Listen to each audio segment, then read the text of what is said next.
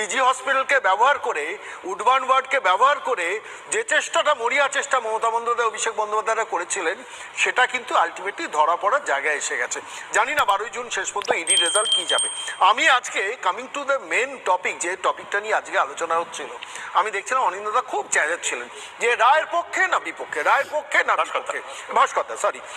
ভাস্কর এটা বলছিলেন, তার বলার যুক্তি আছে, তার কারণ তিনি এতটাই অন্ধকারে নেমে গেছেন তৃণমূল দলটার সঙ্গে। ভাস্করবাবু অত্যন্ত সজ্জন লোক, কিন্তু দলটা তো বেসিক্যালি চোর ডাকাতের দল, ফলে স্বাভাবিকভাবে সেই দলকে ডিফেন্ড করতে গেলে নিজেকেও চোর ডাকাত হয়ে যেতে হয়। পরিস্থিতিটা এমন একটা জায়গা, খুব ইন্টারেস্টিং। আমি একটা জায়গা বলছি, আজকে এই রিপোর্টটা তোমাদের কাছে এসছে কিনা জানি না, এসএলপি যেটা দিল্লিতে ফাইল হয়েছে স্কুল সার্ভিস কমিশনে, সেই এসএলপিতে যে অ্যাপ্লিকেশনটা করা হয়েছে, সেখানে রাজ্য সরকার বা স্কুল সার্ভিস কমিশনের পক্ষ থেকে একবারের জন্য উচ্চারিত হয়নি যে কথাটা, সেটা হচ্ছে যে যারা অন্যায়ভাবে চাকরি পেয়েছে তাদের চাকরিটা যাক। অর্থাৎ অসৎদের বাঁচানোর জন্যও কিন্তু এসএলপিতে কৌশল নেওয়া হয়েছে। আমি বলছি কত বড় এরা শর্ট এবং দ্রুত। এসএলপিতেও কিন্তু সেই অ্যাপ্লাইটা করায়নি, বলা হয়নি, বলা হয়েছে যারা যোগ্য তাদের চাকরি যাচ্ছে। তো সেখানে তো একটা ডিক্লারেশন থাকা যেতে পারতো যে অসৎদের চাকরিটা যাক, আমরা রাজি আছি। 1 নম্বর। 2 নম্বর পয়েন্ট, আমি একটা খুব ইম্পর্টেন্ট পয়েন্ট আজকে বলবো। মমতা বন্দ্যোপাধ্যায়ের আজকে বক্তৃতাগুলো শুনছিলাম, সেখানে একটা জায়গায় বলছেন বারবার করে, আজকে তার শিখিয়ে দেওয়া স্ক্রিপ্টটা এরা তৈরি করছেন। এত যদি দরদ থাকতো, দিনের পর দিন মামলা চলার সময় একবারের জন্য কখনো মনে হয়নি কেন যে অযোগ্যদের তালিকাটা আলাদা করে দিই আমি? অসুবিধাটা কোথায় ছিল? আসলে অসুবিধাটা ছিল এই কারণে যে আজকে 10 লাখ, 12 লাখ, 15 লাখ ওই শতরঞ্জনের কাহিনী উপেন বিশ্বাস শুনিয়েছিলেন, 30 লাখ পর্যন্ত টাকা উঠেছে। 9, 10, 11, 12 30 লাখ, আপার প্রাইমারিতে 15 লাখ থেকে 20 লাখ, প্রাইমারিতে 7-8 লাখ থেকে 15 লাখ পর্যন্ত। আমরা সেই ইতিহাসটা এখন হয়তো ভুলে যাচ্ছি। মামা ভাগ্নে গ্রাম মনে আছে? একটার পর একটা স্কুলে চাকরি হয়েছে এবং 15 লাখ, 20 লাখ, 25 লাখ।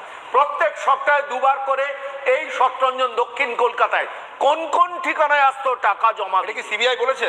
পরিষ্কার ডিক্লেয়ার, সিবিআই ইনভেস্টিগেশনে বার করেছে মামা ভাগ্নে। আমি বলিনি, একটু বলিনি, আপনি উত্তর দেবেন।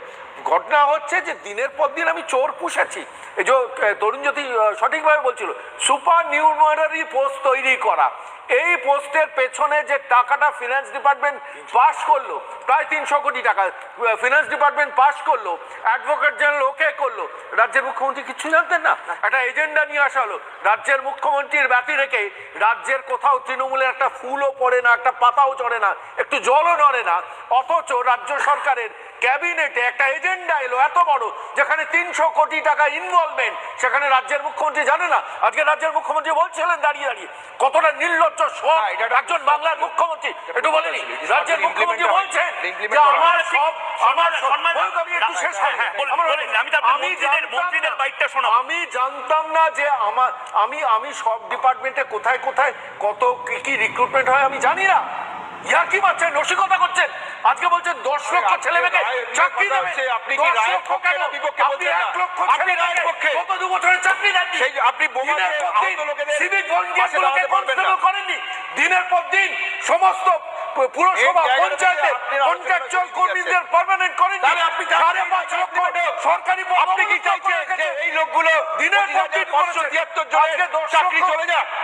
আপনি তাই চাইছেন? আমি একটা কথা বলছি পরিষ্কার, আপনারা চোরেদের বাঁচানো বন্ধ করুন, চোরেদের বাঁচানো বন্ধ করুন।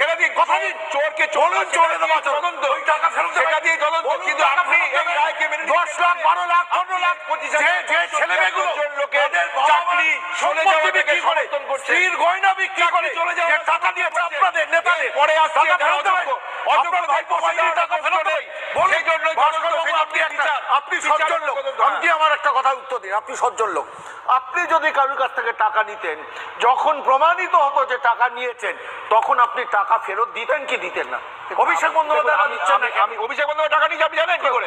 কুন্তল ঘোষ কে? কে কুন্তল ঘোষ? জানি না, জানেন না? অভিষেক বন্দ্যোপাধ্যায় অভিষেক বন্দ্যোপাধ্যায় দেখুন, আমরা যদি রায় নিয়ে কথা বলি, ক্যাবিনেট ছাড়িয়েছেন আমাদের স্থির বিশ্বাস, জিজ্ঞেস করছেন এর জন্য স্পেশাল অফিসার ফাইল হচ্ছে আগামী শুক্রবার থেকে। এই জায়গাতে আমি একবার থামাচ্ছি,